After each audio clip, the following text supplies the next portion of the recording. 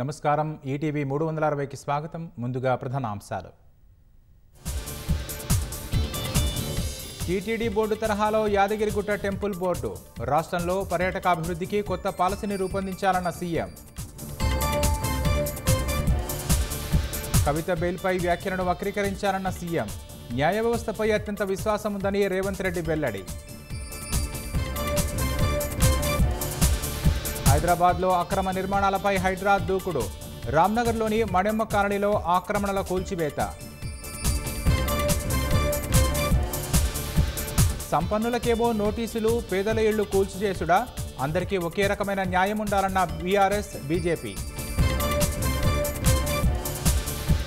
2026 కల్లా దేవాదుల ప్రాజెక్టు పూర్తి చేస్తామన్న సర్కారు. పనుల్ని పరిశీలించిన మంత్రులు వేగం పెంచాలని ఆదేశం. మహారాష్ట్రలో వధ్వన పోర్టుకు ప్రధాని శంకుస్థాపన. శివాజీ మహారాజ్ విగ్రహం కూలిన ఘటనపై మోదీ విచారం. గుజరాత్లో తుపానుగా మారిన వాయుగుండం. 1976 తర్వాత ఆగస్టులో ఏర్పడడం తొలిసారన్న వాతావరణ శాఖ. ప్యారిస్ పారాలింపిక్స్లో అదరగొడుతున్న భారత్. మహిళల షూటింగ్లో స్వర్ణం, కాంస్య పతకాలు కైవసం.